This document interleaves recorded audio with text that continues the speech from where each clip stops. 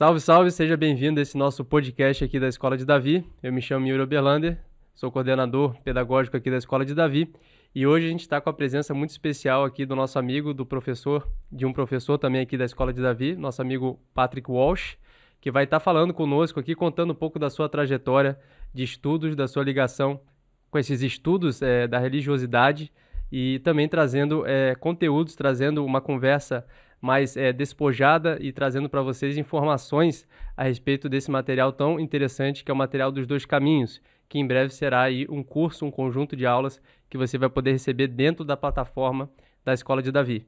Então, primeiramente, dou as boas-vindas aqui ao nosso amigo Patrick Walsh e peço que você possa se apresentar aí para as pessoas que estão nos assistindo, possa contar um pouco da tua trajetória e um pouco aí desses seus estudos que você vem fazendo nessa área aí da religiosidade e do cristianismo. Então, Yuri, é uma satisfação estar aqui, né, na Escola de Davi, estar aqui para a gente conversar um pouco a respeito desse quadro, né, o quadro dos dois caminhos, né, que é um quadro assim do caminho do cristão. E antes assim falar um pouco da minha trajetória, né, de pesquisa ao longo dos anos, né, e até quando foi que eu cheguei nesse quadro, né? Bom, primeiramente assim, eu tenho uma formação em sociologia, né? E desde a minha graduação eu venho estudando religiosidade popular. Eu fazia parte de um grupo de estudos, né, que era um laboratório da antropologia da imagem e do som. E esse laboratório, ele reunia pessoas que eram acadêmicos, pessoas da universidade, mas também pessoas da área do cinema, né, do documentário e pesquisadores, né, autônomos, né? E nisso aí a gente fazia algumas pesquisas de campo, onde a gente ia para determinados locais onde tinham manifestações populares, tanto de cultura quanto de religiosidade. A gente fazia imersões assim de meses, né, para poder conhecer de forma profunda, né? Então, por exemplo, eu passei um período em Arco Verde, Pernambuco, estudando o reisado, estudando o coco e estudando manifestações religiosas que estavam atravessando, né, aquela cultura. Depois eu passei um tempo em Juazeiro do Norte, no Ceará, estudando também, num primeiro momento, reisados, mas depois comecei a estudar os penitentes, até que eu fui estudar os pagadores de promessa.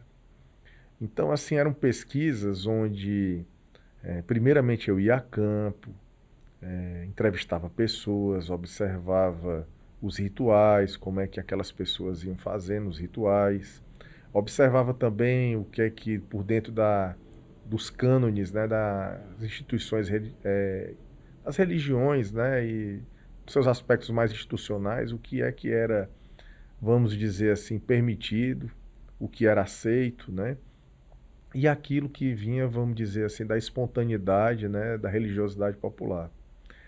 E depois eu ia, me debruçava sobre livros, né, sobre teóricos da sociologia da religião, da antropologia da religião, para poder entender melhor, né, aqueles processos religiosos, né? E assim, uma das coisas assim que eu aprendi muito foi estudando pagadores de promessa, estudando, por exemplo, a questão dos ex-votos. Ex-votos, assim, para quem não sabe, é um objeto que muitas vezes feito de madeira, ou assim, de barro, ou, ou pode ser também uma carta, uma fotografia, onde a pessoa ela registra ali a cura que ela alcançou, a graça que ela alcançou.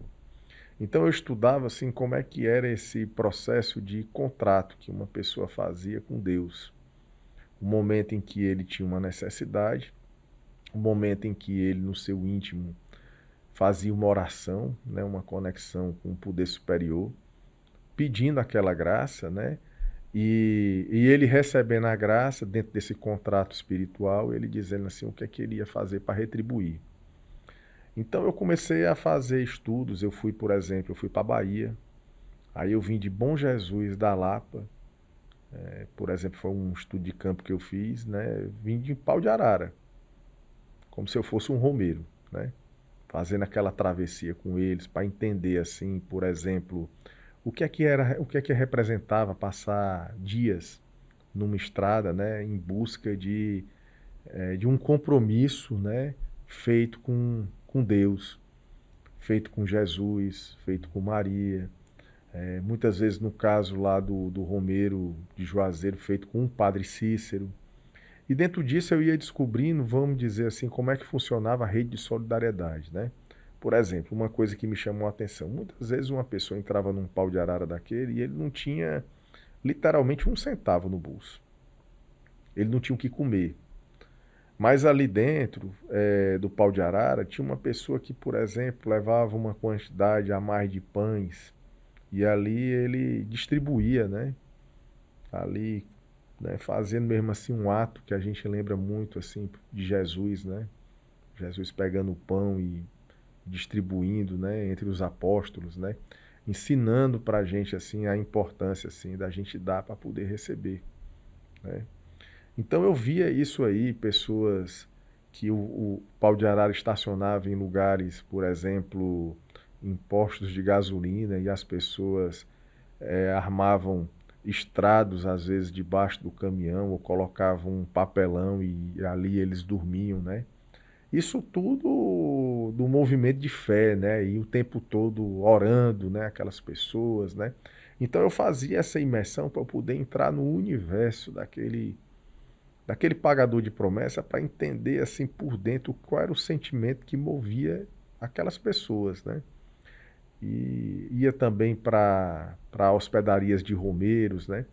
E nisso eu ficava conversando e escutei histórias assim muito bonitas, né? Histórias assim de curas em relação à saúde. Escutei também pessoas que pediram para passar em concurso público, para passar assim, por exemplo, num vestibular, para adquirir uma casa própria, né? Porque quando você estuda esse universo, é um universo, né? Tudo é possível aí dentro, né? Todo tipo de pedido é possível. Então eu percebi uma ligação muito forte com Deus, né? Uma coisa assim que chegava mesmo no coração de ver histórias tão bonitas, histórias tão profundas, tão fortes, né? E aí, quando eu comecei a fazer esses estudos, né? A gente já ia estudando um pouco de cada coisa, porque o que é que eu percebia? Aquelas pessoas, elas estavam ligadas a uma aparente manifestação ligada ao catolicismo, né? Mas quando a gente começava a estudar de forma mais profunda, a gente percebia que, vamos dizer assim, lembrando de Guimarães Rosa, né, que o brasileiro de religião ele bebe de toda a água. Então eu percebi assim que tinha assim a pessoa ela se dizia católica, mas até quando a gente conversava mais, percebia que aquela pessoa frequentava um centro espírita, kardecista, e muitas vezes ia também assim num terreiro de umbanda, né, ou num candomblé, ou às vezes gostava também de uma pregação de um pastor.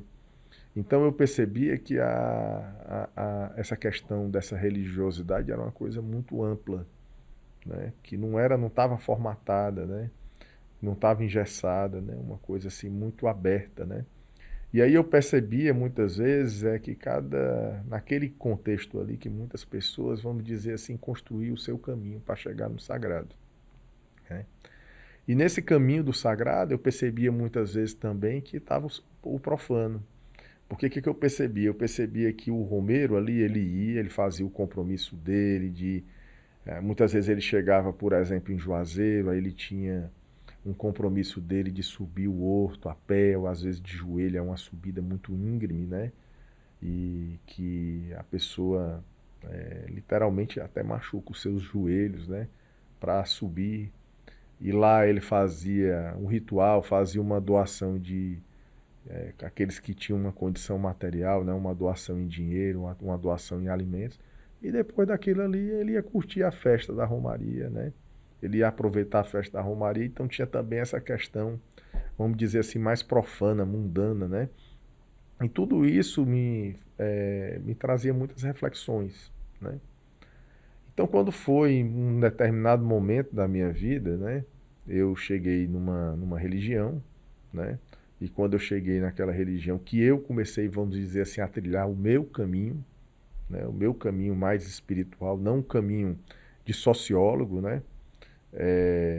de uma pessoa, de um estudioso da história das religiões comparadas ou da antropologia da religião, mas quando eu mesmo comecei a ter uma necessidade de estudar, para mim mesmo, pelo meu caminho, foi que eu comecei a estudar mais assim, as escrituras sagradas, né? Mas não só as escrituras sagradas, né? A Cabala, entender a origem do judaísmo, né? Entender a origem também do protestantismo, né? Islamismo, essas grandes religiões, né? Como é que elas foram surgindo, né, na história da humanidade e qual é a concepção de mundo, de universo, né? Então, dentro dessa caminhada aqui que eu estou falando, eu fiz uma graduação em Sociologia ligada ao estudo de reisados. Depois fiz um mestrado na Universidade Federal do Ceará, onde eu estudei os pagadores de promessa, né, do Padre Cícero, né? Essa lógica mais da religiosidade de um romeiro, né? Que é muito diferente de uma, vamos dizer assim, de uma religiosidade de uma pessoa que segue uma religião institucionalizada. Tem um teórico que eu gosto muito, chamado Michel de Certeau, que ele fala que as religiões institucionalizadas, elas criam estratégias, né? Para trabalhar melhor, né? A religiosidade, né? Das pessoas que seguem aquela religião. E ele diz que aquela pessoa que tem uma religiosidade, ela já cria táticas, né? O que é diferente de estratégias, né? A tática ela é mais espontânea, a tática ela está mais ligada a uma questão do momento que a pessoa está precisando de uma inspiração religiosa, né? E depois disso eu fiz um doutorado, né? Onde eu estudei um senhor, um baiano que migrou como soldado da borracha para a Amazônia. E lá ele, num ambiente extremamente árido, né, do ponto de vista social, do ponto de vista econômico, né, ele criou uma religião com o propósito das pessoas, dentro desse caminho que ele criou, elas andarem em busca da paz, né? Então, assim, a minha trajetória acadêmica, minha trajetória de professor, minha trajetória de pesquisador, ela está ligada desde sempre, né, ao universo religioso. E dentro dessa ligação do universo religioso, pessoa que pesquisa, que gosta de pesquisar, que é um buscador, eu me considero um buscador, uma pessoa que está buscando conhecer mais, né, assim, da espiritualidade. Muitas vezes a gente se depara com algumas coisas, né, onde é como se recebesse um chamado para investigar mais. Então, um dia eu recebi a imagem, né, desse quadro dos dois caminhos, de uma pessoa, e aquela pessoa ela perguntou para mim se eu conhecia a origem desse quadro. E eu nunca tinha visto o quadro, na verdade. E quando eu recebi o quadro, eu sou uma pessoa que gosta muito de estudar o simbólico. Então eu achei assim um quadro assim de uma riqueza muito forte, impressionante, né? Então no primeiro momento eu comecei a querer entender a linguagem simbólica do quadro, né? Então teve algumas coisas que me chamaram a atenção. Primeiro, a entrada do quadro, né? O que é que me chamou a atenção? Eu percebi que tinha uma porta larga, e que aquela porta larga ela tinha algumas facilidades para a pessoa entrar. Era uma porta, vamos dizer assim, convidativa, onde naquela porta existe até uma placa, né? Bem-vindos. E quando eu olhei mais de perto, eu vi que naquela placa, né, de um lado a gente vê a figura de Dionísio, que representa, né, o deus da bebida, né? Representando assim a diversão, e de um outro lado Afrodite, né? Representando assim essa questão mais da sexualidade, da sensualidade, né? Então assim, esse bem-vindo é um convite. Aí a gente observa que além da porta ser larga, a mureta é uma mureta baixa, onde a pessoa simplesmente pode atravessar, ela não precisa nem passar pela porta. Ela tem uma facilidade para entrar. E quando ela entra, ela entra assim, vamos dizer assim, no mundo do profano, no caminho profano, né? Naquele caminho, vamos dizer assim, onde a pessoa, ela sujeito se deparar com algumas situações, né? Onde ela tenha que ir resolvendo ao longo da caminhada. Então a gente vê que tem o bar, representando ali a bebida, aí o alcoolismo. Do outro lado a gente vê que tem um bordel, aí tem uma, uma senhora, uma mulher da vida, vamos dizer assim, vestida de uma forma convidativa, né? Depois a gente vê que tem assim o teatro, aí o salão de diversões. A gente tem que entender também que está muito ligado a um contexto histórico, né? Que mais à frente a gente pode falar. Mas o que acontece? A gente percebe que de um lado tem um caminho, vamos dizer assim, um caminho que é o caminho largo, que é o caminho da perdição, que é um dos nomes que é dado a esse caminho. Um outro nome que é dado é o caminho da vaidade. E dentro desse caminho a gente vê algumas coisas, vê pessoas roubando, vê pessoas matando, vê pessoas assim tirando a sua própria vida, né? E vai seguindo o caminho até chegar à cidade da destruição. Então está mostrando assim um caminho, né? Do outro lado, a gente tem o caminho estreito, chamado caminho estreito. Então assim, a primeira coisa que chama a atenção é que a porta ela é tão pequena e ela é tão apertada e tem um muro. A pessoa só entra pelaquela porta. E a porta ela é tão estreita que para a pessoa entrar, ela tem que se curvar, o que do ponto de vista simbólico está mostrando para a gente assim que a pessoa, pela humildade, né, ela baixando a cabeça, ela vai entrar naquele lugar, pelaquela porta. Aí tem uma pessoa ao lado da porta, que está sentado num banco que tem logo ao lado da porta. Essa pessoa ela está sentada e a gente observa que ela está chorando. Ela quer entrar, mas ela carrega uma mochila. E aquela mochila representa a bagagem mundana, a bagagem terrena que ela tem, que ela não quer abrir mão dela. Ela quer entrar, mas ela está sofrendo, porque ela não consegue largar aquela bagagem para poder entrar. E quando a pessoa entra, a primeira imagem que a gente vê é a imagem do Calvário, o Cristo na cruz. Já está simbolizando para aquela pessoa que para seguir naquele caminho, a pessoa vai ter que se abraçar com a cruz, vai ter que se abraçar com a missão. Outra coisa, o caminho é estreito o tempo todo. E quando a pessoa entra, abaixo do Calvário de Cristo tem uma fonte, a fonte da água da vida. Essa água representando também a origem da vida, mas representando também a João Batista, o batismo, o momento de uma redenção, da pessoa reconhecer os pecados, né, e se comprometer por uma vida nova, né, seguir nesse caminho da salvação. Porque Jesus aí também está representando o caminho da salvação.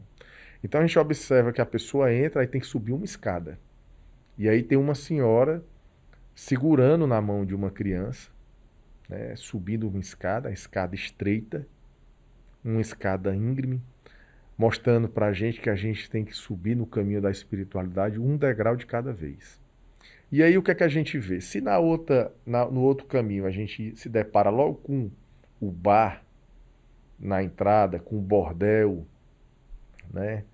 Vamos dizer assim, com as distrações, aqui a gente se depara com a igreja e com a escola dominical. Ou seja, mostrando também que nesse caminho tem que existir também uma preparação espiritual, uma educação religiosa. E aí o caminho, a pessoa vai subindo e tem muitos detalhes dentro disso até chegar na cidade celestial. Mas quando a pessoa, antes de chegar na cidade celestial, ela tem uma subida mais íngreme, e nessa subida ela tem um leão, a figura de um leão. Aquele leão está representando as tentações, os desafios, os testes que a pessoa vai ter que superar, vai ter que vencer para poder se manter nesse caminho. Até o momento dele ficar invisível ao Satanás, né? Ele está dentro de uma obediência plena, né? E a ponto dele ficar invisível, né? E chegar na cidade celestial. E o tempo todo esse quadro ele também está representando para a gente assim, porque tem muitos momentos do quadro que a gente vê a importância da consciência e do livre-arbítrio, porque a gente vê que entre os caminhos tem pontes. Ou seja, a pessoa ela pode estar no caminho estreito, ela pode estar andando no caminho reto, no caminho da firmeza, mas ela pode cometer uma falha e sair daquele caminho estreito, entrar numa vereda, né, e seguir para o caminho largo. Da mesma forma, a pessoa está no caminho largo, ela depois de passar por algumas, vamos dizer assim, situações que tem nesse caminho largo, a pessoa pode chegar num nível de consciência e compreender que aquele não é o caminho dele e ele pode, do caminho largo, ele pode pela ponte ir para o caminho estreito. Ou seja, mostrando para a gente que Deus dá o livre-arbítrio, né? E Deus nos dá o direito, né, de a gente escolher qual é o caminho que nós queremos seguir, né? E também essas pontes representam também a parábola, né, do filho pródigo. Representa a parábola do filho pródigo, né? Daquele filho que recebeu uma herança do pai, fez mau uso daquela herança, foi usar aquela herança num sentido profano, depois se arrependeu, passou por alguns testes dentro daquilo ali, sofreu, pelo sofrimento alcançou a luz e resolveu voltar à casa do pai. E é bem recebido, acolhido pelo pai, né? Então isso aqui que eu estou falando é uma leitura, digamos, síntese, né, do quadro, porque o quadro ele tem, dependendo da versão, pode ter até 136 citações bíblicas, né? Onde a gente percebe assim alguns temas, né? Alguns temas. Então, assim, o que é bem interessante também, que está bem na entrada do quadro, uma coisa que eu gosto sempre de chamar a atenção para as pessoas, né? A gente vê um jardim, e nesse jardim, das ervas daninhas, surge uma serpente. E essa serpente, ela vai caminhando em direção à pedra, onde nessa pedra está esculpida os 10 mandamentos, né, que Moisés recebeu diretamente de Deus, né? Então, por quê que tem essa serpente, né? Essa serpente simbolizando a força inferior, né? Simbolizando o Satanás, né? Simbolizando a tentação, né? E essa pedra dos 10 mandamentos, assim, citando assim tudo que a gente deve fazer, né, para chegar até Deus, né? Então, mostrando para a gente essa dualidade, que dentro desse caminho a gente tem que saber trabalhar essa dualidade. Esse quadro, a maioria das citações, elas são inspiradas nas cartas de Paulo, né? E o que é que Paulo está nos ensinando? Paulo está nos ensinando que assim, que o nosso caminho é o caminho de Jesus, que Jesus é o próprio Espírito Santo que veio à Terra para ensinar o caminho da salvação. Então já não é mais Deus falando pelos profetas, os profetas anunciando a vinda do Messias, a vinda de Deus, né? Já é o próprio Deus, né, na figura do seu Filho, né, trazendo o caminho da salvação. Então isso é um tema que tem no quadro. Um outro tema muito presente no quadro, tomar cuidado com os falsos profetas, com os falsos mestres, né? Um tema que é muito recorrente dentro do quadro, se repete algumas vezes, né? Outro tema que é muito forte no quadro, né? Falar de tomar cuidado com a desobediência, né? De ter cuidado com a falta de fé em Deus, com a falta de confiança em Deus, né? Então, Esses 3 temas aqui que eu estou destacando, né, são temas assim que são muito presentes no quadro. Agora, qual é um outro tema, vamos dizer assim, que está nos bastidores do quadro, né, que a gente percebe quando está lendo? Os provérbios de Salomão. Porque nos provérbios, Salomão está ensinando o caminho moral, o caminho ético, o caminho em que as virtudes em que a gente vai adquirindo ao longo da vida, que essas virtudes é que vão nos conduzindo por esse caminho até Deus. Então isso é um tema que está muito presente no quadro, nos bastidores, né? E tem muitos outros, né? É citado, por exemplo, como eu falei, o quadro ele está muito baseado no Novo Testamento. Nós sentimos e vemos a presença dos 4 evangelhos, né? Mas principalmente das cartas de Paulo, né? Que ali Paulo ele está chamando as pessoas a uma missão, né? Fortalecendo naquelas pessoas, né? Assim a fé em Deus, né? E pelo compromisso com a palavra, né, de Deus, né, de levar aquela palavra para a humanidade, as pessoas chegarem à glorificação, entenderem que por esse caminho, onde a pessoa ela dá, ela recebe, ela retribui, por esse caminho a pessoa chega à salvação e chega à glorificação, né? E aí temos também o Sermão da Montanha presente e alguns trechos, né, do Velho Testamento, principalmente Hebreus, né, e algumas coisas ligadas aos profetas. Então, e sim, também a presença do Apocalipse de João, né, que a gente sabe que é uma série de visões, né, que João viu, né, teve o direito de ver a respeito assim de como é que a humanidade iria caminhar, né, até chegar a esse momento da cidade celestial. Então, por essas poucas palavras que eu estou falando aqui, a gente percebe assim que é um quadro assim de uma riqueza muito profunda. Então, o que me chamou a atenção no primeiro momento foi entender assim o simbólico do quadro, né? Então, assim, o simbólico do quadro, esse quadro ele foi desenvolvido por uma senhora, quem teve a ideia, né, foi uma senhora pietista chamada Charlotte Hylen. Ela era... O pietismo é um movimento que surgiu por dentro do luteranismo.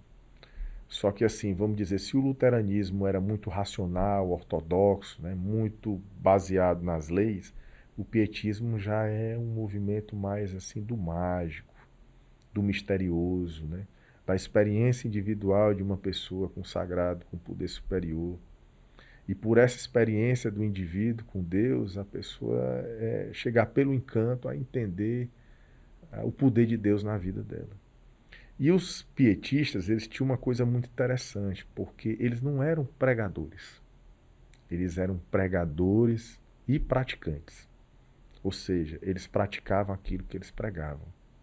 Então ela mesma era uma enfermeira que trabalhava no Instituto das Diaconisas.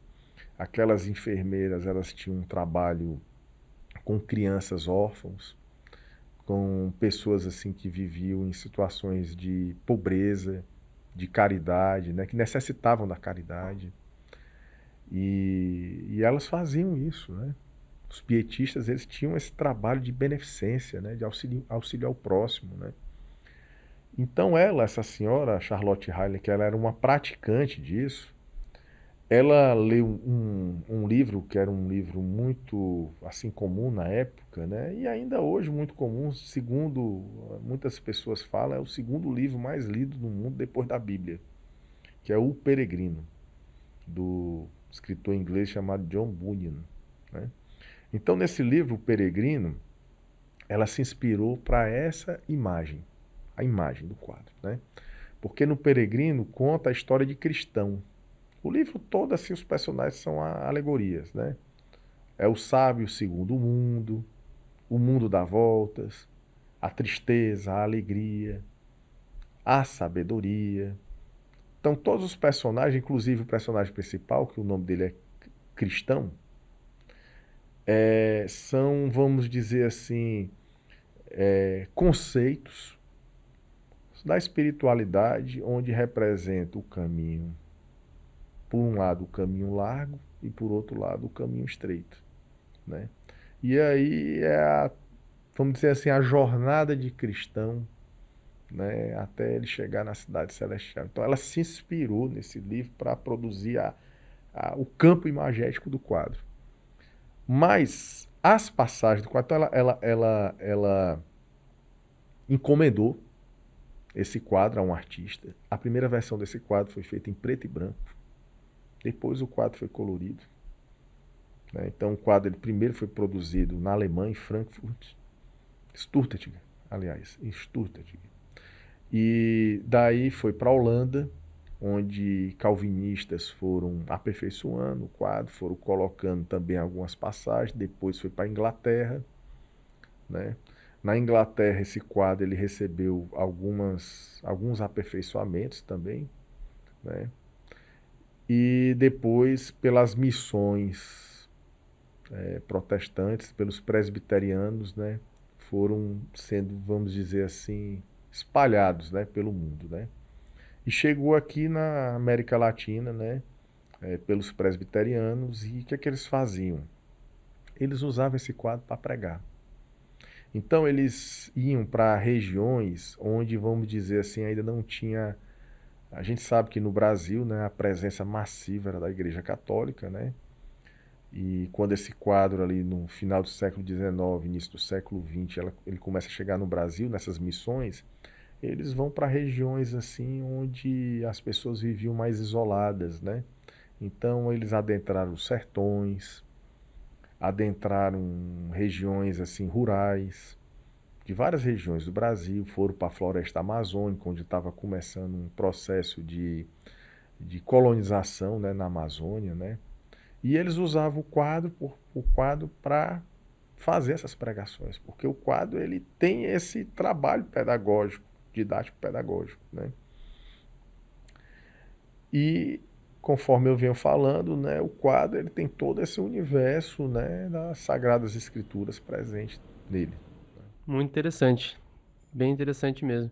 E quando eu te ouvia, me surgiu uma pergunta, né? Porque você fez esse estudo da religiosidade mais de raiz, assim, de pessoas mais simples e muitas das vezes eu venho de um ambiente acadêmico, né? Que você conhece também. E muitas das vezes eu já vi pessoas desse ambiente acadêmico que muitas das vezes elas têm um certo preconceito com essa religiosidade de pessoas mais simples, assim, que às vezes não têm vamos dizer, uma cultura intelectual, às vezes, como se encontra na academia. E às vezes desmerecem, às vezes, a religiosidade por conta dessa falta, às vezes, de um embasamento intelectual ou coisa que o valha. E aí, conectando também então com esse quadro que você expôs aqui para nós, muitos elementos desse quadro interessantes, como é que você vê essa relação assim da religiosidade vivenciada como um caminho do coração ou vivenciada às vezes como um caminho do intelecto, né? Como é que você enxerga isso? Como é que essas coisas podem se integrar também? Porque eu vejo que aqui na Escola de Davi, uma das coisas que eu percebo de feedback das pessoas é que elas percebem que muito dos nossos conteúdos a gente busca isso, trazer essas, vamos dizer, esses estudos, trazer orientações e aprofundamentos, mas sempre nessa linha que a gente busca fazer de trazer com o coração, porque acho que as pessoas hoje veem muitas pessoas, às vezes, que têm um preparo intelectual muito grande, mas que às vezes falta essa sensibilidade, né? Então, como é que você vê a importância disso, dessa religiosidade como um caminho do coração, como um caminho do sentimento também, e de desenvolver a sensibilidade, né? Através dos símbolos, através dessa simbólica também. Bom, eu vejo isso aí como uma coisa fundamental, porque pela minha experiência, assim, o que eu percebi, o que saiu do racional para entrar assim vamos dizer assim, numa esfera mais do coração, foi buscar compreender, entender o que é que motivava pessoas, né, no exercício assim da religião, né? Então, por exemplo, para mim, ter vivido essas experiências que eu narrei agora há pouco, né, para mim foi muito interessante, né? Por exemplo, teve uma vez que eu no Nordeste, né, o 1º de novembro, ele é comemorado assim como o Dia dos Mortos, né, em alguns lugares, né? Então eu passei por uma experiência ritual de passar de 6 horas da noite às 6 horas da manhã com um grupo de penitentes em um cemitério, eles entoando, né, orações, né, durante a madrugada toda, né, assim, à luz de velas, né, e pela luz das estrelas, né. Então teve um determinado momento, né, que pela repetição daquelas orações, né, aquilo ali começou a me trazer assim uma sensibilidade muito profunda. Eu comecei a entender não mais como um ato intelectual, comecei a entender pelo coração onde é que aquelas palavras, aquelas orações, elas estavam chegando, né? Então assim, é muito diferente assim, sabe? Assim, a gente está, vamos dizer assim, num processo religioso movido pela intelectualidade e está num processo religioso movido pelo coração. Eu mesmo acredito assim que essa questão do coração é importante, mas também eu considero importante também o estudo, sabe? A pesquisa. Eu Hoje em dia, quando, por exemplo, vou ler assim os provérbios de Salomão ou quando eu estou lendo um evangelho, eu sinto pela força da palavra que foi registrada ali, assim o sentimento. E aquilo ali eu sinto a vibração daquela energia espiritual. Eu percebo que quem redigiu, ele estava imbuído assim, de um sentimento de missão, sabe? De um sentimento de fazer com que aquela mensagem chegasse a isso que a gente está falando, ao coração das pessoas. Porque assim, quando a gente está transmitindo uma mensagem que a pessoa, a quem está recebendo, que ela chega no coração dela, aquilo ali fica na memória, sabe? Aquilo ali fica na memória. Então, eu percebo assim que eu vejo que a gente tem que trabalhar assim pelo coração, mas também buscando o conhecimento, sabe? Buscando estudar, buscando entender mais, né? Então, eu mesmo agora eu tenho estudado cabala, né? Tenho buscado estudar mais profundamente, né? Assim, como é que é essa ciência, né, judaica, né? E mudou para mim assim a concepção de compreensão e sabedoria. Para mim hoje, quando eu estou lendo, por exemplo, os provérbios de Salomão, ele está falando quase todo o tempo de entendimento, de compreensão, e está falando da sabedoria. Então a gente percebe assim, depois que eu comecei a perceber isso, depois que eu comecei a estudar a Cabala, né? Que para chegar na sabedoria, primeiro a pessoa tem que chegar no entendimento, na compreensão, de buscar compreender o outro, de buscar compreender o que é que motiva o outro, de buscar se compreender, né? Para poder chegar nessa sabedoria, né? Esse conhecimento mais superior, mais divino, né? E o caminho é pelo coração, porque o coração é o filtro, né? É por onde vem, né? Por onde fica ali armazenado, né? Eu tenho certeza absoluta que, por exemplo, essa senhora que encomendou esse quadro, fazer também aqui uma coisa aqui interessante também, né? Que eu não falei, que eu me lembrei agora. O período que esse quadro ele foi pintado era um período de guerras na Europa, né? E a gente sabe que a guerra, né, ela traz consequências assim nefastas, né? Muitas pessoas morrem, muitas pessoas ficam órfãos, traz dificuldades assim econômicas, traz dificuldade de sobrevivência, traz dificuldade assim de formar uma geração, né?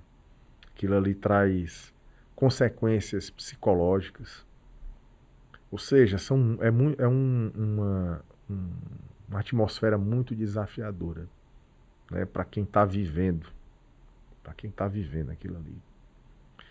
Então, assim, essas pessoas, por exemplo, que eram pietistas, elas viviam esse contexto.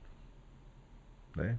Um contexto assim de pós-guerra, onde havia uma necessidade muito grande de auxiliar pessoas. Então, como é que você vai auxiliar verdadeiramente uma pessoa ou um grupo de pessoas se o seu coração não está preparado para auxiliar? Então, assim, esse quadro aí, o que está nos bastidores desse quadro é muito amor, né? É um coração, assim, né? Uma pessoa que teve uma inspiração, ela recebeu uma inspiração, né?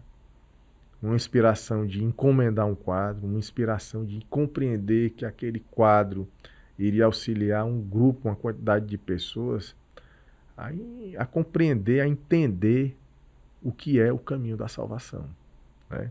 Então isso vem pelo coração, né? Vem pelo coração. Então, assim, a gente fazendo já uma coisa mais assim contemporânea, né?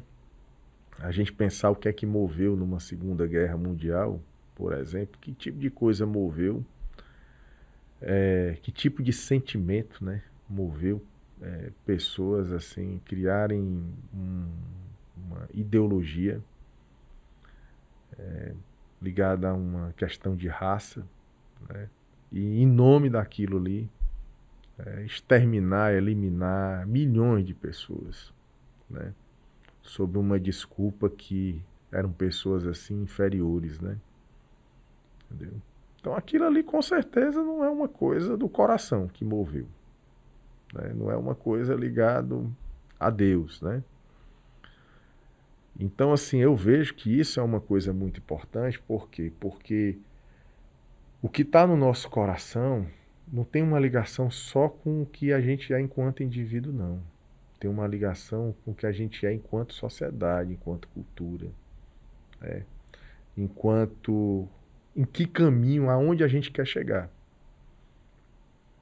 Então, assim, eu estou falando assim até de uma forma mais ampla, né, assim, da pergunta, né, porque eu acho importante a gente pensar esse jogo de causas e consequências, né, por exemplo, entender que, por exemplo, após uma Segunda Guerra Mundial, houve uma necessidade de juntar sábios, intelectuais, estudiosos de religiões comparadas, estudiosos da história da humanidade, de várias áreas do conhecimento, para poder entender o que é que levou a humanidade a uma coisa, a uma tragédia daquela ali. Porque aquela tragédia, por exemplo, ela mexeu muito com a religiosidade de muitas pessoas, mexeu muito com a espiritualidade, mexeu muito assim com a fé, com a convicção. Eu vejo assim que é uma coisa muito importante, né? A gente trabalhar verdadeiramente o coração para a gente saber fazer as escolhas certas. Fazer as escolhas certas, saber de que lado nós vamos seguir, né? Então, não sei se eu respondi bem sua pergunta, né? Mas foi o que me veio assim no momento para falar, né? E também, nesse assunto dos caminhos, eu acho interessante também algo que eu percebo que é um anseio de muitas pessoas e talvez um certo preconceito, um certo entendimento, às vezes equivocado desse caminho de espiritualidade ou caminho da religiosidade, que muitas pessoas elas entendem que um caminho de espiritualidade ou um caminho de religiosidade é um caminho assim como se fosse um caminho de se tornar um robozinho que simplesmente repete comandos ou que fica formatado dentro como outras pessoas e que seria algo então que está na oposição de um caminho de autenticidade ou de um caminho de realizar a própria vocação ou de realizar a própria essência, né? E aí você mencionou também Paulo, por exemplo, que foi um ali veio na sequência ali dos 12 apóstolos, mas a gente vê, pelo que temos registrados, que era uma pessoa assim de uma autenticidade, de uma personalidade assim marcante, forte e que teve uma importância muito grande aí para a consolidação do cristianismo. Então, o que você pode falar a respeito disso, né? Esse caminho por exemplo, da religiosidade ou esse caminho de se aproximar de Deus é um caminho que ele é congruente com o caminho da pessoa desenvolver a própria autenticidade, de se realizar e se diferenciar enquanto indivíduo no sentido de se destacar, ou necessariamente a pessoa que segue um caminho religioso, ela vai necessariamente entrar numa espécie de uma formatação ou de uma homogeneidade onde ela não vai ter essa autoexpressão? Essa sua pergunta é muito boa e traz a oportunidade da gente fazer uma reflexão muito importante, né? Primeiro assim, que aqueles apóstolos que Jesus escolheu para levar a mensagem dele para o mundo, todos eles eram homens comuns, extraordinariamente comuns, eu diria. No entanto, cada um tinha a sua personalidade, cada um tinha a sua autenticidade, cada um tinha a sua forma de ser e de estar no mundo. E essa forma de ser e de estar, ela é extremamente necessária. Por quê? Porque assim, seguir um caminho religioso, seguir um caminho espiritual, seguir mesmo, isso aí não é para os fracos, não. Porque seguir num caminho desse, a pessoa está seguindo no caminho do servir. Então, assim, para ter esse grau de compreensão do que é servir, já mostra que não é uma pessoa formatada, né? Vamos dizer assim, uma pessoa engessada, uma pessoa... Pelo contrário, a pessoa que segue verdadeiramente assim o caminho espiritual, né? Ela está sendo treinada para se libertar das amarras da vaidade, das amarras do orgulho, né? Das amarras da incompreensão. Para tudo isso aí, a pessoa tem que desenvolver a inteligência, tem que desenvolver a espontaneidade, tem que desenvolver a capacidade de avaliação, né? Todas essas coisas aí. A gente não pode confundir, por exemplo, a autenticidade. Vamos dizer assim, às vezes uma pessoa, em nome da autenticidade, ela pensa que pode falar ou agir do jeito que bem entende. Não é isso. Não é isso. E aí já é outra coisa. Assim, em nome de uma autenticidade, a pessoa, por exemplo, invadir a vida de uma outra pessoa, fazer um julgamento ou censurar, e com isso causar revolta, né? Isso é outra coisa, né? Tem que ter essa atenção, né? Com isso aí também. Mas eu mesmo vejo assim que o caminho espiritual, quando a pessoa está procurando seguir o caminho, é um caminho de expansão de consciência. É um caminho onde a consciência ela vai ficando mais clara. E quanto mais a consciência mais clara ela vai ficando, menor, vamos dizer assim, é o espectro de sombra, né? E a sombra a gente sabe o que é. A sombra é o medo, é a insegurança, são sentimentos assim corruptos como de inveja, de ciúme, de orgulho. Tudo isso está habitando as sombras. Tem um, um senhor que eu gosto muito dele, e foi muito presente nos meus estudos acadêmicos, né, que é o Jung, Carl Jung. O Jung ele fala assim que os grandes mestres da espiritualidade, o que diferencia os grandes mestres da espiritualidade de uma pessoa comum, é que os grandes mestres da espiritualidade tinham a consciência clara. Não tinha mais lado sombrio na consciência. E por não ter lado sombrio, eles sabiam exatamente como escolher o caminho, o que fazer no caminho, assim, de uma maneira assim consciente, né? Porque quando a pessoa ela não tem a consciência clara, aí tem o espaço para o medo, para o receio, para a insegurança. Mas o caminho, esse caminho onde a pessoa segue mesmo, assim, verdadeiramente assim, a religiosidade e busca conhecer Deus, mas conhecer mesmo de forma profunda, um caminho libertador. Por exemplo, uma vez eu estava conversando com um amigo meu que teve tem uma formação judaica, né? Ele é judeu, e ele me contou uma coisa que eu achei muito interessante. Ele diz assim que o judeu, o jovem judeu, quando ele está estudando, treinando, ele é incentivado a ir na sinagoga e ficar desafiando o rabino. Ele não é treinado para ficar ali subserviente, numa obediência cega, muito pelo contrário. Ele é treinado para investigar, para desafiar. Por quê? Porque ele precisa aprender pela consciência, pelo desenvolvimento da consciência. Não é porque simplesmente o rabino está falando que é daquele jeito e pronto, né? Então a gente tem que ver isso, né? Que esse caminho cabe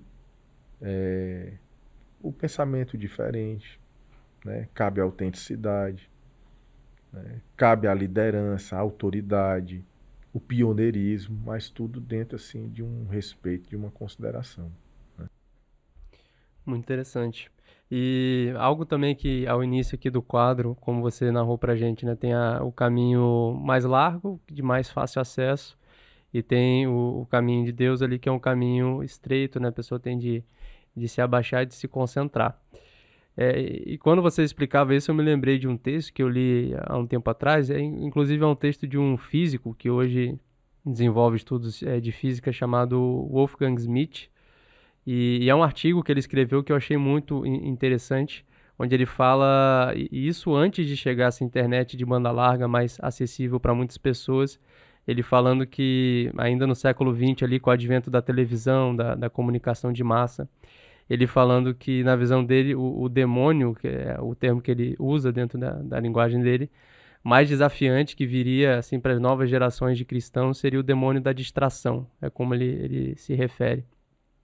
E quando você falava então desse início do caminho, eu fiz essa associação assim também, né, que hoje a gente vê que muitas pessoas, né, e eu me incluo nisso também, muitas pessoas elas têm esse desafio diário de lidar com um número muito grande de informações e de distrações, e por vezes é um caminho muito mais fácil da pessoa às vezes se perder naquele caminho, e uma dificuldade de se concentrar, uma dificuldade de ter uma concentração mental.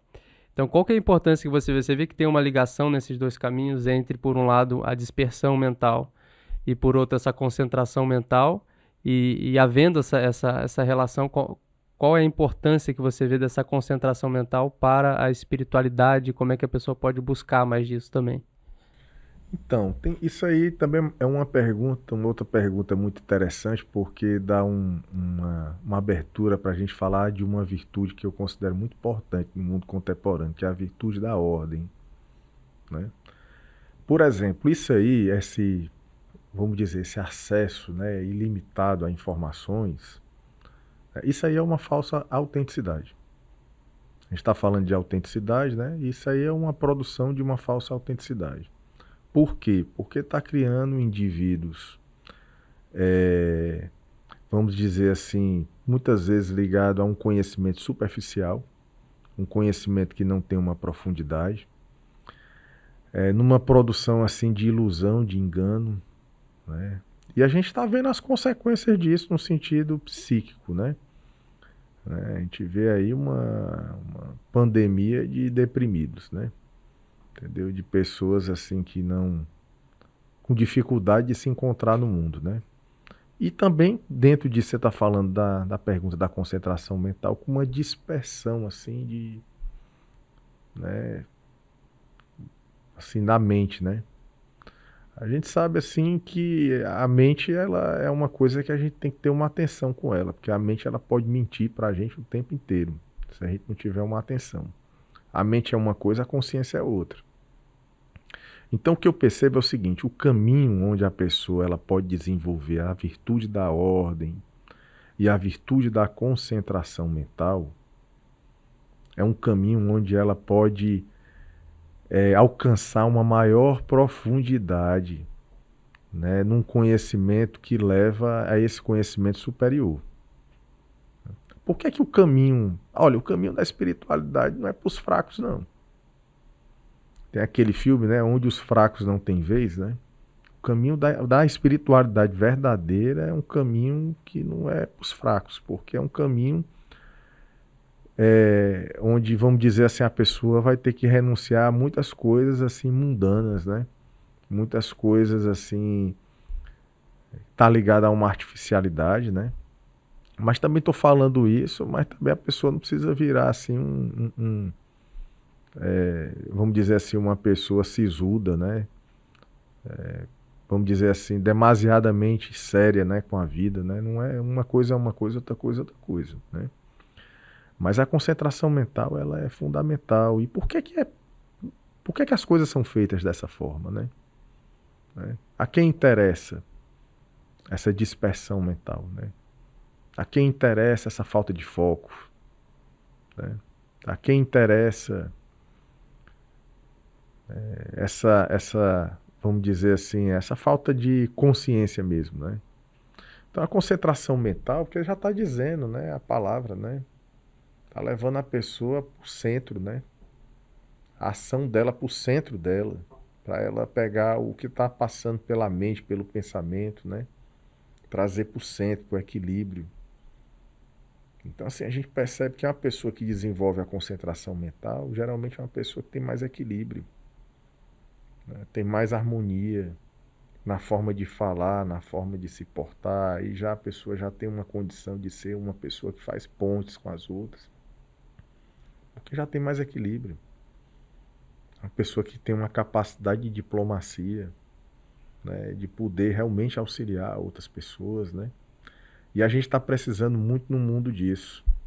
Porque uma das coisas que precisa no mundo hoje são pessoas assim com capacidade de resolução de conflitos. Como é que a pessoa vai auxiliar, vai assim ter essa capacidade de resolução de conflitos se a mente dela é totalmente dispersa? Se ela não consegue colocar o pensamento dela dentro de uma ordem, né? Então, são coisas, por exemplo, que eu estava falando antes, está tudo ligado, sabe? Por exemplo, vou fazer uma pergunta para você, Yuri. Você acha que o caminho de Deus é estreito? Sim, no sentido de ter de ser um caminho que é preciso atenção, é preciso, né, uma concentração, né, algo que dá para ser de qualquer jeito, né? Pois é. Aí sabe por que muitas vezes eu penso nisso? Às vezes não é o caminho de Deus que é estreito, é a gente que está grosseiro demais ainda para andar nesse caminho, sabe?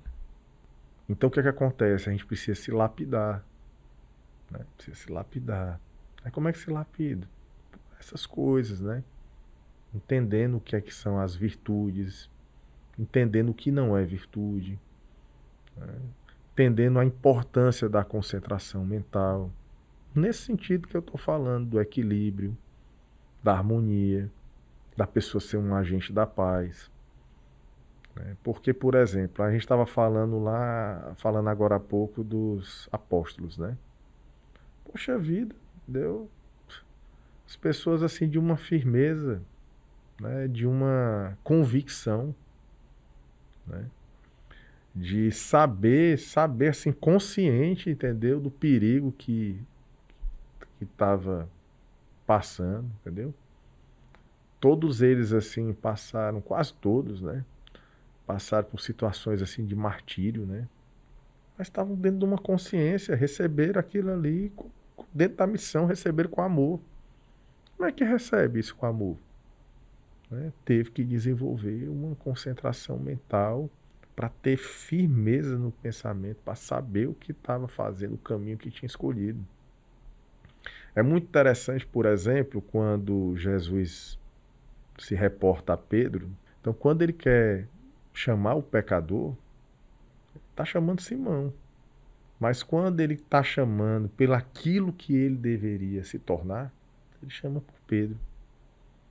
Porque ele seria a pedra, onde daquela pedra seria lapidada todas as virtudes necessárias para um cristão.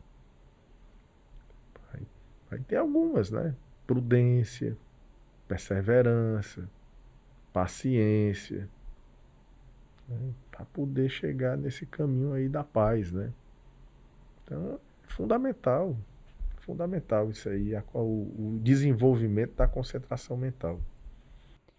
E é interessante esse assunto que você tocou, né, porque isso também tem a ver com essas próprias cartas de Paulo, onde ele fala, né, em alguns trechos ele fala muitas vezes, eu faço o mal que eu não quero e deixo de fazer o bem que eu quero, se referindo aí a esse homem velho, essa luta do homem velho com o homem novo, que eu vejo que que pode-se entender que essa luta realmente dessa dimensão mais instintiva, né? Por um lado, o homem velho, que é um homem mais instintivo, ainda levado pela inconsciência, pelas sombras, como você mencionou, e a busca desse homem novo, que já é esse homem renovado pela palavra de Deus, pelo chamado de Deus, que já faz as suas escolhas dentro de uma consciência, dentro de uma busca das virtudes.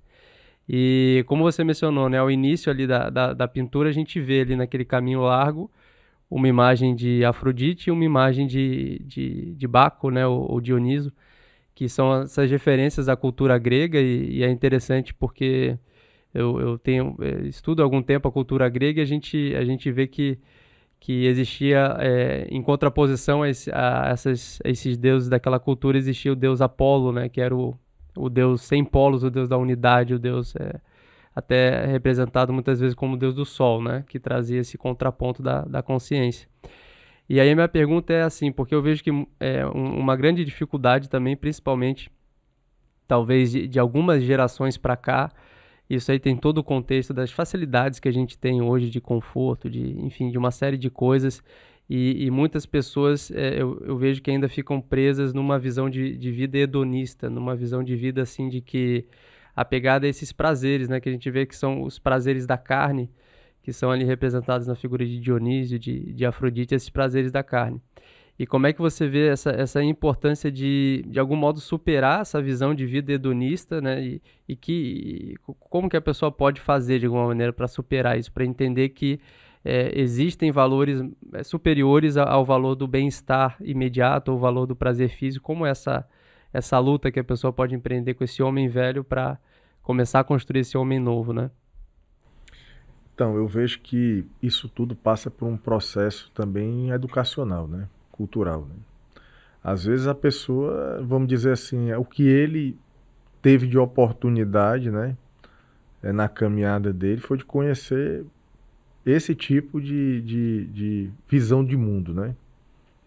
Então, por isso é que eu vejo a importância da pessoa ser um buscador, entendeu? Buscar conhecer mais, buscar estudar mais, né? Porque uma coisa assim muito, para mim foi muito natural, isso que eu vou falar agora, né? À medida que eu fui buscando, que eu fui conhecendo, eu fui percebendo assim que o quão pequeno eu sou, o quão distante eu estou do conhecimento, o quanto que eu preciso estudar, o quanto que eu preciso ter humildade, né? E o quanto que algumas visões de mundo são muito parciais. Eu, assim, nesse processo de estudo, né, de caminhada, de entrevistar muitas pessoas, né, de buscar conhecer, a gente vai entendendo muito do ser humano, sabe? A gente vai percebendo muito do que é isso, né? As experiências do ser humano, né? E de como algumas experiências, elas, vamos dizer assim, como o senhor estava falando aí, mais hedonistas, né? Mais ligadas a esses prazeres mais da carne, né? Coisas mais assim do momento, né? Durante um tempo da vida da pessoa, isso, vamos dizer assim, isso funciona bem, né?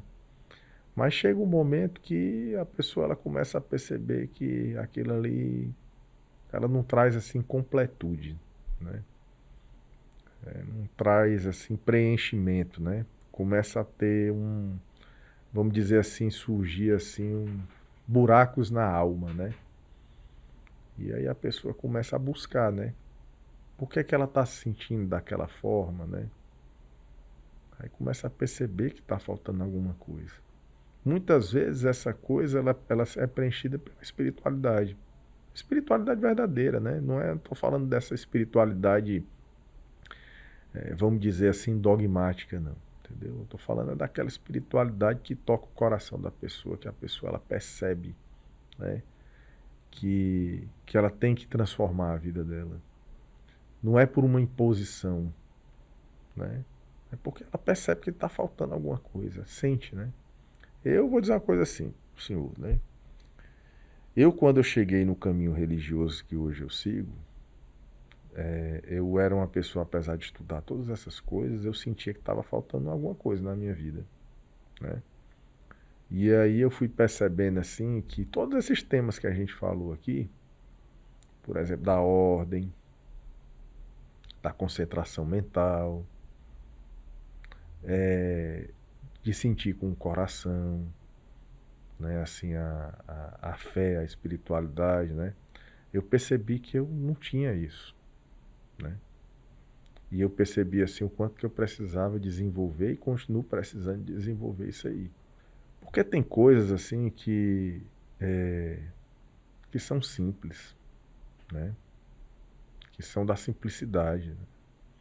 Uma pessoa, por exemplo, só quem perdeu a paz por alguma razão sabe o valor assim real, real que a paz tem. Então, uma pessoa que tem paz assim no coração dela, na vida dela, que deita e, e vamos dizer assim, tem uma noite de sono tranquila, né? Isso aí é um grande tesouro, é uma grande riqueza. Agora a pessoa, muitas vezes a pessoa aprende isso só depois de passar pelo sofrimento. Tem gente que, como eu falei no início aqui da minha fala, que isso está muito ligado às oportunidades de visão de mundo, de visão de educação, de cultura que a pessoa teve, né? Muitas vezes tem uma ligação com isso aí, mas quando a pessoa ela começa a entender que existem outras coisas, porque assim a consciência humana ela funciona muito por contraste sabe?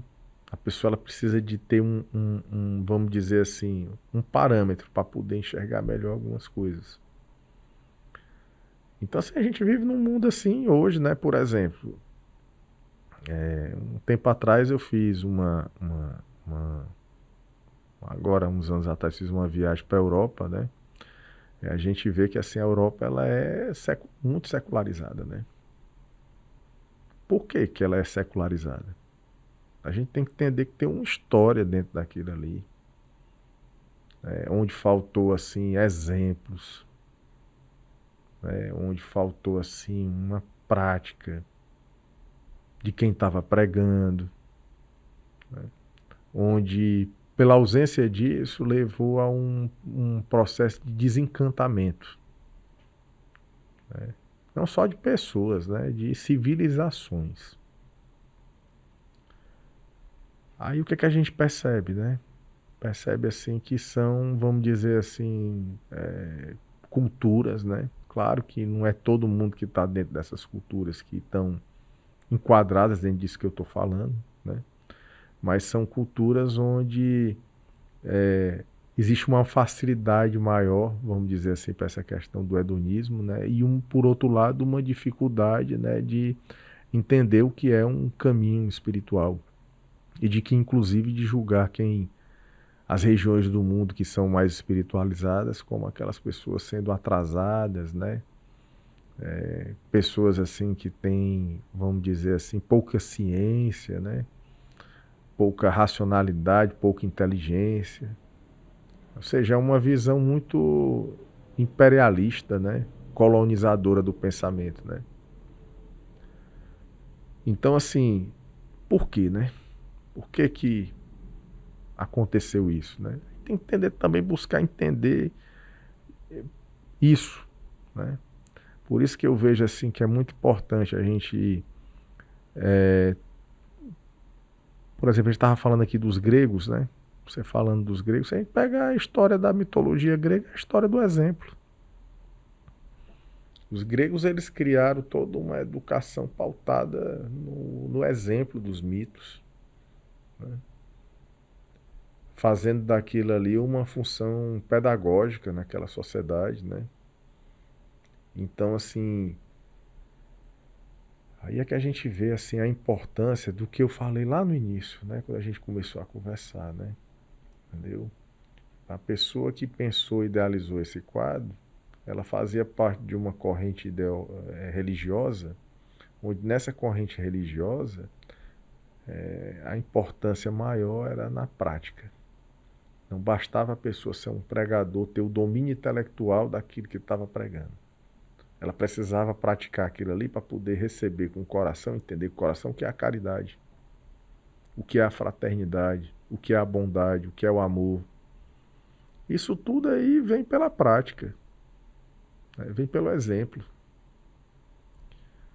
Então eu vejo também que isso aí que a gente está conversando a respeito do hedonismo tem uma ligação assim com produção de falsos heróis, entendeu? De falsos mitos, né? De uma coisa assim muito superficial. A gente vive num mundo que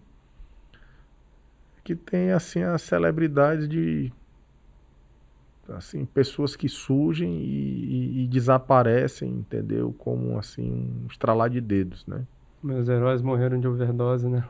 Os heróis, Pois cara. é, né? Cada um tem um herói que a consciência, né? Ou a pseudoconsciência tá ali, né?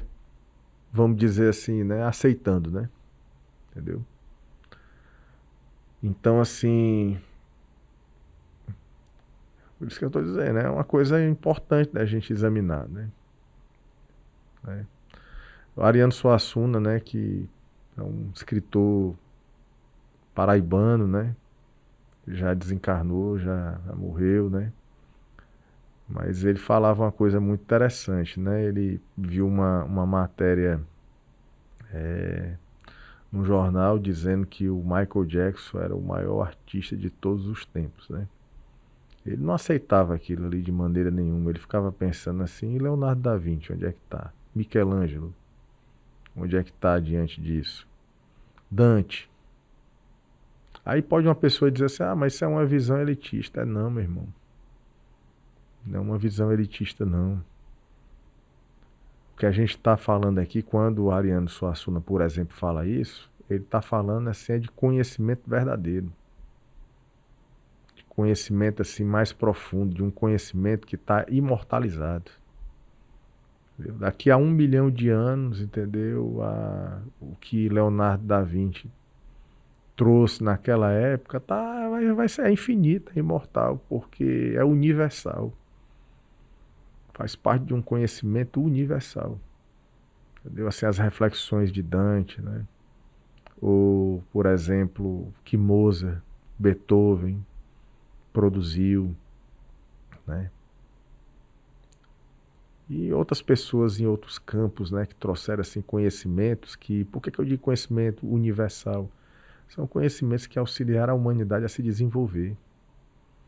Uma pessoa como Leonardo da Vinci que teve a capacidade de, digamos assim, de pensar coisas, entendeu? Que não existia tecnologia para materializar aquilo que já estava dentro da consciência dele, né? A humanidade não estava desenvolvida ainda para poder realizar, mas a ideia estava lá, né? O princípio estava lá. Então, assim, é disso, né, que a gente está falando. Que tipo de conhecimento, né, que tipo de caminho a gente quer seguir, né, para poder se desenvolver, para poder transmitir para um filho, para que aquele filho transmita para o filho dele, né? E que tipo de mundo a gente está criando, né? Então, assim, tudo isso aí são... A gente está falando aqui de questões muito profundas, né?